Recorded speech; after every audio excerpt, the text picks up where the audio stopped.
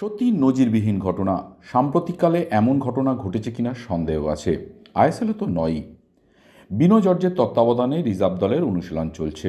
হঠাৎই নবাগত বিদেশি ভিক্টর ভাস্কুয়েজকে নিয়ে শটান যুবভারতীর প্র্যাকটিস পিচে হাজির কার্লোস কুয়াদ্রাত। মূল টিমের ছুটি, রিজার্ভ দলের সঙ্গেই নিজে দাঁড়িয়ে থেকে ভিক্টর ভাস্কুয়েজকে অনুশীলন করালেন কুয়াদ্রাত।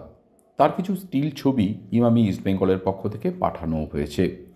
একজন বিদেশি ফুটবলারকে টিমের সঙ্গে মানানসই করানোর জন্য একজন বিদেশি কোচ পরিশ্রম করছেন তার সাপোর্ট স্টাফদের নিয়ে। এ দৃশ্য ইদানিংকালে দেখা যায়নি। আগে শোনা যেত অমুক ফুটবলারকে ফর্মে ফিরিয়ে আনতে তাকে একা অনুশীলন করালেন অমল পিকে, কিন্তু পেশাদার জগতে এ দৃশ্য অসম্ভব। সত্যি এতটাই ইস্টবেঙ্গলের সঙ্গে একাত্ম হয়ে গেছেন কার্লোস কুয়াদ্রাত।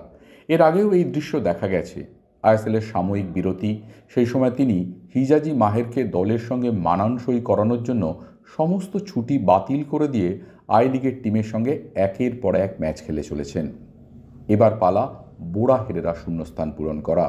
তাই মূল দলের ছুটি থাকা সত্ত্বেও সাপোর্ট স্টাফ ও ভিক্টরকে নিয়ে চলে এসেছিলেন যুব ভারতীর প্র্যাকটিস পিচে।